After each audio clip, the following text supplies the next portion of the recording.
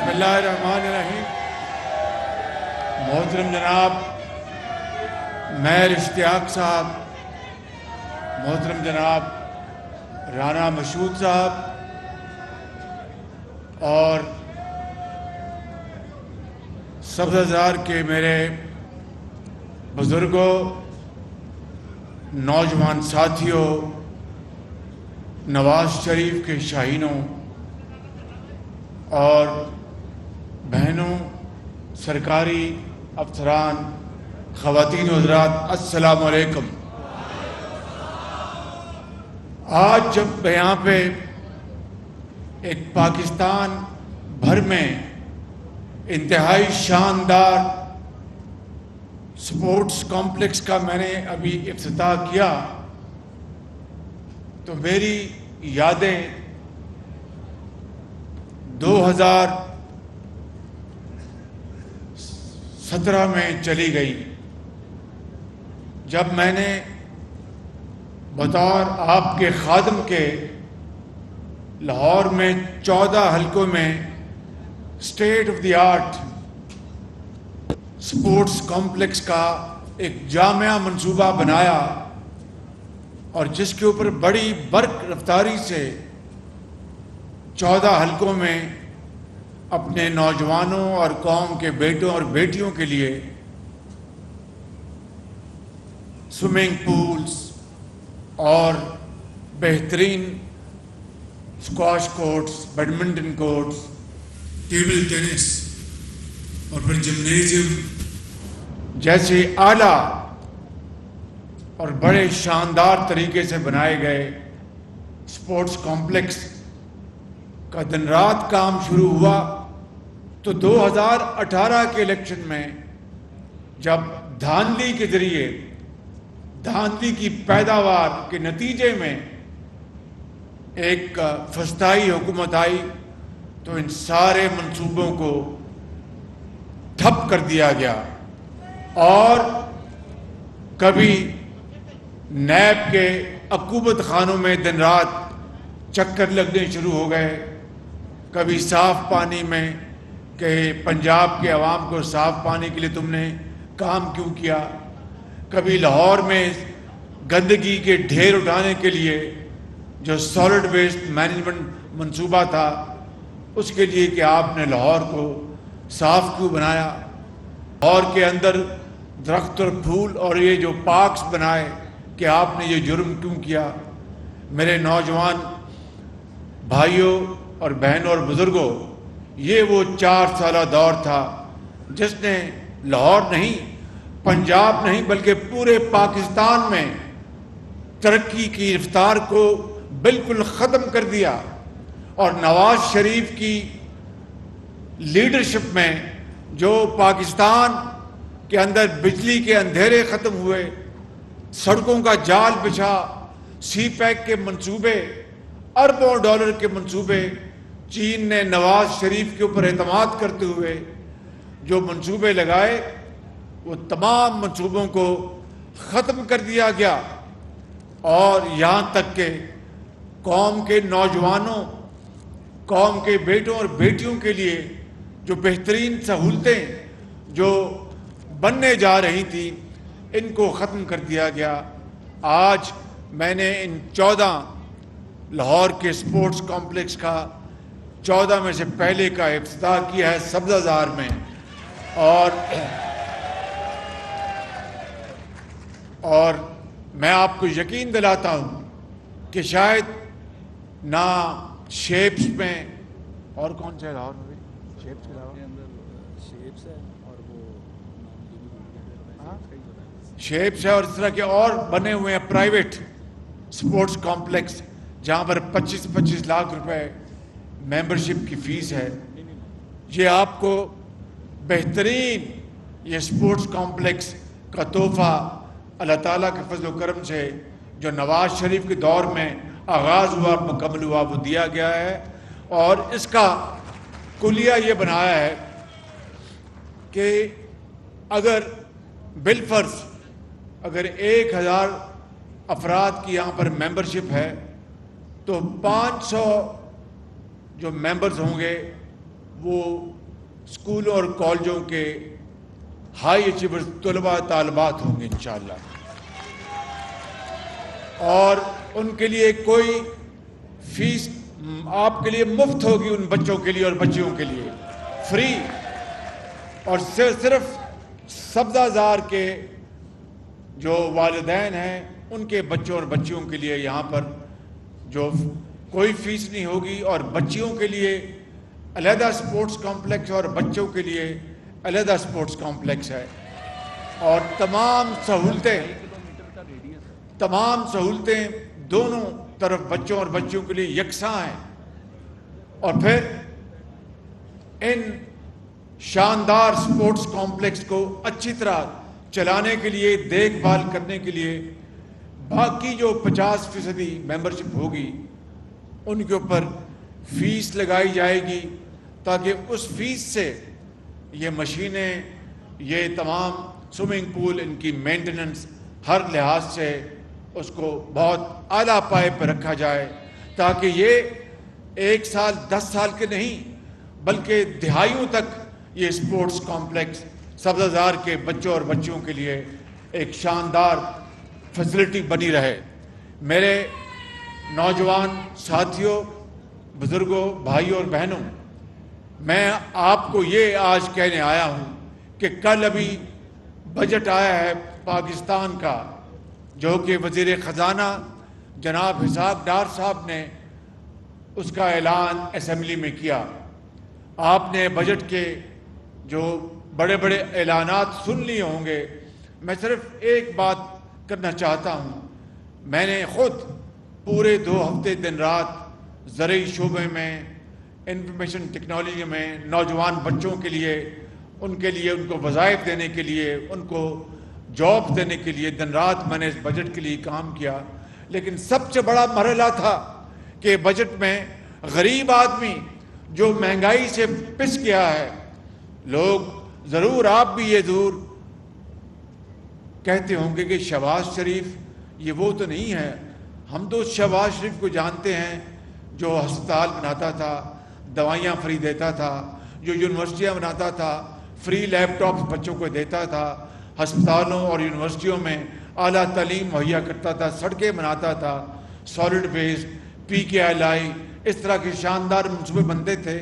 آج 1 سال سے کیا وجہ ہے؟ میں آپ کو آج یہ بتانا چاہتا ہوں کہ جب اپریل 2022 میں ہم نے اقتدار کا یہ ذمہ داری سنبھالی تو اس وقت IMF سے پچھلی حکومت کے معاہدے کو اس حکومت نے توڑ دیا۔ پھر اس کے بعد آپ نے دیکھا کہ دنیا میں مہنگائی کا ایک عروج تھا، تیل کی قیمتیں آسمانوں پر پہنچیں کیونکہ یوکرین میں جنگ شروع ہو گئی، کھاد مہنگی ہو گئی، تیل مہنگا ہو گیا۔ پھر پچھلے سال تاریخ کا سب سے بڑا سیلاب آیا پاکستان میں، جس کے لیے ہم نے جو بھی ہمارے پاس وسائل تھے، میرے بزرگوں، بھائیوں اور بہنوں، ہم نے دیوانہ وار دن رات، کبھی سندھ میں، کبھی بلوچستان میں، کبھی KP میں، کبھی پنجاب میں، میں ہر جگہ پہنچا، اور جو کچھ بھی ہمارے پاس تھا وہ دکھی انسانیت کے قدموں میں نچھاور کیا۔ پھر آپ نے دیکھا کہ باہر کے ممالک نے بھی ہماری مدد کی، دوست ممالک نے بھی ہماری مدد کی۔ یہ وہ بڑے بڑے جو مسائل اور چیلنجز جس کا مجھے سامنا رہا، تیل کی قیمتیں آج بھی آسمانوں سے باتیں کر رہی ہیں۔ میں آپ کو کیا بتاؤں، جب گیس کووڈ کے زمانے میں گیس کی قیمتیں دنیا میں زمیں بوس ہو گئی تھیں، اس وقت کے سربراہ کو کوئی خیال نہیں تھا کہ میں یہ سستی گیس خرید کے پاکستان کے کروڑوں عوام کو میں ان کو خوشحالی ان کو نصیب کروں، ان کے قدموں میں ڈالوں، ان کے جھولی میں ڈالوں، صنعتوں کو چلاؤں، زراعت کو چلاؤں۔ اس کو صرف ایک ہی مولیہ خولیہ تھا کہ کس طرح میں نے نواز شریف کو جیل میں بھجوانا ہے، کس طرح میں نے مریم نواز کو جیل میں بھجوانا ہے، کس طرح حمزہ نواز کو جیل میں بھجوانا ہے، کس طرح پاکستان مسلم لیگ نون کے بڑے بڑے لیڈرز کو جیلوں میں بھجوانا ہے، پیپلز پارٹی حتیٰ کہ اس کو دن رات ایک ہی کام تھا کہ میں کس طرح ان کو دیوار کے ساتھ لگاؤں۔ اگر یہ جو وقت اس نے ہمیں جیلوں میں بھجوانے کے لیے صرف کیا، اس کا آدھا حصہ بھی اگر وہ محنت کرتا تو آج پاکستان کی معیشت کا حال یہ نہ ہوتا۔ میں آپ کو یہ کہنا چاہتا ہوں کہ ان مشکل ترین حالات میں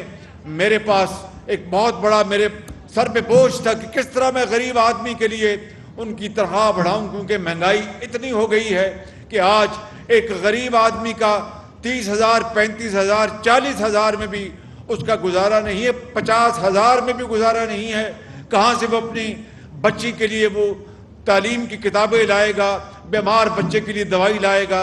اور ایک چھوٹے بچے کے لیے دودھ لائے گا، اور عید شبرات پر نئے جوڑا کہاں سے لے کے آئے گا؟ میں جانتا ہوں، آپ جانتے ہیں کہ اس وقت غریب آدمی بڑی مصیبت میں ہے۔ اس لیے ہم نے تمام تر مشکلات کے باوجود ہم نے جناب جو تنخواہوں میں اضافہ، جو سرکاری ملازمین ہیں ان کی تنخواہوں میں اضافہ 1 سے لے کے 16 گریڈ تک ان کو ہم نے 35% ہم نے اضافہ کیا،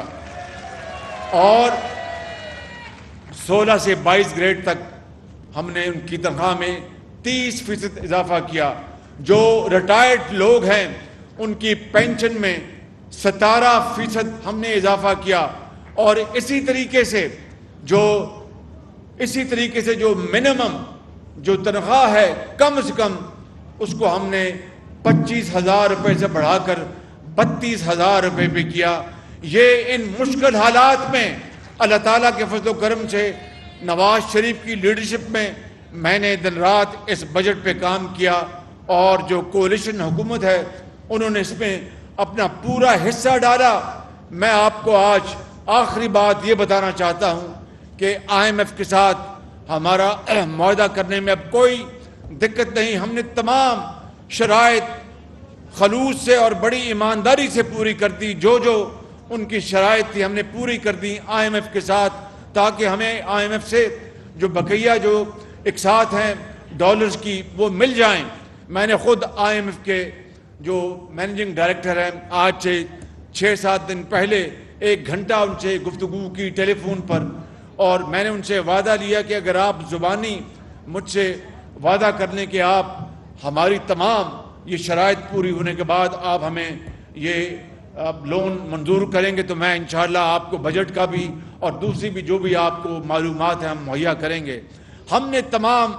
اپنی جو طرف سے جو بھی شرائط تھی وہ پوری کر دیں۔ اب انشاءاللہ مجھے امید ہے کہ IMF کا معاہدہ اسی مہینے میں ہوگا، اور IMF کے اس معاہدے کے نتیجے میں ہمیں جو اقساط ہیں بلینز آف ڈالرز کی وہ ملیں گی، مجھے پوری امید ہے۔ لیکن اگر خدا نہ خواستہ اس کے باوجود بھی اس میں وہ کوئی تاخیر ہوئی تو انشاءاللہ پھر میں آپ سے خطاب کروں گا۔ اللہ تعالیٰ نے اس ملک کو بڑی وسائل سے نوازا ہے، اللہ تعالیٰ نے آپ جیسے جری لوگ دیے ہیں، بڑے بڑے کروڑوں نوجوان، کروڑوں بیٹیاں جو بڑی قابل ہیں، بڑی ذہین ہیں۔ ہمارا کسان ہے، ہمارا مزدور ہے، ہمارا کارخانے دار ہے، ہمارا سرکاری افسر ہے، فوجی ہے، پولیس والا ہے، سیاستدان ہے۔ کوئی گھبرانے کی بات نہیں، اللہ تعالیٰ انشاءاللہ پاکستان کو ہمیشہ محفوظ رکھے گا۔ 9 مئی کا جو واقعہ ہے وہ آپ جانتے ہیں، وہ کسی دشمن کی دشمنی سے کم نہیں تھا۔ 9 مئی کا واقعہ آپ اندازہ کریں کہ بڑے بڑے حادثے ہوئے 75 سالوں میں پاکستان کی تاریخ میں، کبھی کسی نے جا کر فوجی تنصیبات پر حملہ نہیں کیا، کبھی کسی جا کر قائد اعظم کے گھر کو نشانہ نہیں بنایا۔ 9 مئی کو جن لوگوں نے عمران خان نیازی کے اکسانے پر یہ پاکستان کے اندر اتنا بڑا فساد برپا کیا، میرے بزرگوں، بھائیوں اور میری بہنوں، یہ تو دشمن بھی 75 سال میں پاکستان کے ساتھ نہ کر سکا۔ اس لیے قانون اپنا راستہ لے گا، کسی جو کہ قصوروار نہیں ہے اس کے ساتھ کوئی زیادتی نہیں ہوگی، اور جو اس میں ملوث ہیں قانون کے مطابق ان کو سزا ملے گی، تاکہ پاکستان میں رہتی دنیا تک دوبارہ کوئی اس طرح کی حرکت نہ کر سکے۔ اس لیے میرے بزرگوں، بھائیوں اور نوجوان ساتھیوں، آپ کو یہ علم ہونا چاہیے کہ جب تک سیاسی استحکام نہیں آئے گا، ہم لاکھ کوششیں کر لیں، معاشی استحکام نہیں آ سکتا، اس کے لیے نواز شریف کی لیڈرشپ میں مسلم لیگ نون اور ہم سب مل کر انشاءاللہ اس ملک کے اندر سیاسی استحکام لائیں گے۔ اور یقین رکھیں، جس طرح ماضی میں نواز شریف کے دور میں پنجاب میں اور پاکستان میں ترقی اور خوشحالی کے ہر طرف خوشبوئیں ہوتی تھیں، انشاءاللہ وہ وقت آئے گا اور ضرور آئے گا، اور میں آپ سے وعدہ کرتا ہوں کہ جب تک میری جان میں جان ہے میں آپ کی خدمت کرتا رہوں گا۔ پاکستان پائندہ باد۔